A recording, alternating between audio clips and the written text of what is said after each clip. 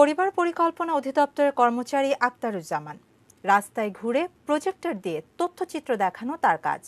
চতুর্থ শ্রেণীর এই কর্মচারী মালিক হয়েছেন শত কোটি টাকার। সম্প্রতি তার ব্যাপারে হতবাক করা এই তথ্য পেয়েছে এটিএন নিউজ। তাওহিদ সৌরভ জানাচ্ছেন বিস্তারিত। সম্প্রতি এটিএন নিউজের হাতে আসে আক্তারুজ্জামান সম্পর্কে বেশ কিছু তথ্য। রাজধানীতে তার রয়েছে বহুতল ভবন, ফ্ল্যাট আর প্লট। সুনির্দিষ্ট তথ্যের ভিত্তিতে চলছে সেই সম্পদের খোঁজ। রাজধানীর মিরপুর 10 নম্বর সেকশনের ব্লক ডি 27 নম্বর রোডের 3 নম্বর বাড়ি এটি। রোকসানা মঞ্জিল। তথ্য বলছে আক্তারের স্ত্রী নাম রোকসানা। আর এলাকাবাসী জানিয়েছেন ছতলা এই ভবনের মালিক পরিবার পরিকল্পনা অধিদপ্তরের রাস্তায় রাস্তায় প্রজেক্টরে ছবি দেখানোর দায়িত্বে থাকা সামান্য কর্মচারী আক্তারুজ্জামান। রোকসানা মঞ্জিল তো ওই যা হ্যাঁ থাকে, আক্তার মিয়া আর হ্যাঁ স্ত্রী, এই তো চাকরি করে। কিছু চাকরি করে পরিবার পরিকল্পনা করে। এর ঠিক 3টি গলির আগে ডি ব্লকের 31 নম্বর রোড, 11 নম্বর বাড়ি মোল্লা প্লেস। এখানেও রয়েছে আক্তারের সম্পদ। এই বাড়ির 6ষ্ঠ তলার পুরোটাই কিনেছেন তিনি। এইটাই 6 তলা, ওই আক্তার ভাইয়ের আর কি। আক্তার ভাই কি করে বলে চাকরি করে বলে নাকি ওই অফিসে বলে কোন জায়গায়। এখানে শেষ নয়, মিরপুরে খোঁজ পাওয়া গেছে তার আরো অনেক সম্পদের। এখানকার এভিনিউ 5-এ আব্বাসউদ্দিন স্কুল সংলগ্ন এলাকায় প্লট রয়েছে 2 কাঠার। সেনপাড়া ওয়ার্ড নম্বর 3 পল্লবীতে কিনেছেন আরো 2 কাঠার প্লট। রাজধানীর বাড্ডা সুবস্তু টাওয়ারে ছেলে আসিফের নামে কিনেছেন আরো একটি দোকান।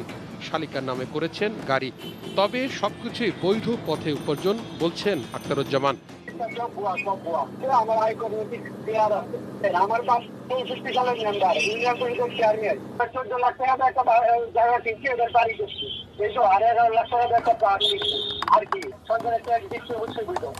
মাত্র এসএসসি পাস এই কর্মচারী 1 দশকেরও বেশি সময় নিজের নিয়ন্ত্রণে রেখেছেন আইইএম ইউনিট। তার এমন কর্মকাণ্ড ছিল পরিবার পরিকল্পনা অফিসে রীতিমতো স্বাভাবিক ঘটনাই।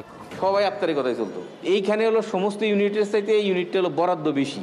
2-4টে বাসে 2-4টে স্টিকার লাগাইয়া ছবি টবি তুলে দেখাই দিয়েছে যে স্টিকার লাগানো হয়ে গেছে। এভাবে মনে করেন টাকাটা জায়েজ করছে। সারা বাংলাদেশে পরিবার পরিকল্পনার উপরে বিলবোর্ড করা হইতো। সেই প্রতিটা থানায় প্রত্যন্ত অঞ্চলে এই বিলবোর্ড লাগানো হইতো। মনে করেন কোটি কোটি টাকার এটা কাজ ছিল। টেন্ডারে দেখাইতো যে কত কোটি টাকার বিলবোর্ড স্থাপন করা হয়েছে, কিন্তু আসলে কিছু না। এইভাবে সে টাকাগুলো তারা আত্মসাৎ করছে। ট্রান্সপারেন্সি ইন্টারন্যাশনাল বাংলাদেশ টিএবি বলছে এ ধরনের ব্যক্তিদের সাথে আরো অনেকে জড়িত থাকেন। তার সাথে বিভিন্ন পর্যায়ের অধিদপ্তরের বিভিন্ন পর্যায়ের কর্মকর্তা কর্মচারী বৃন্দ এবং উচ্চ পর্যায়ের যারা সিদ্ধান্ত গ্রহণ প্রক্রিয়া, বিশেষ করে ঠিকাদারি বিষয়ে সিদ্ধান্ত গ্রহণ প্রক্রিয়ার সাথে জড়িত, তাদের যোগসাজশের সমূহ সম্ভাবনা রয়েছে। তাওহিদ সৌরভ, এটিএন নিউজ, ঢাকা।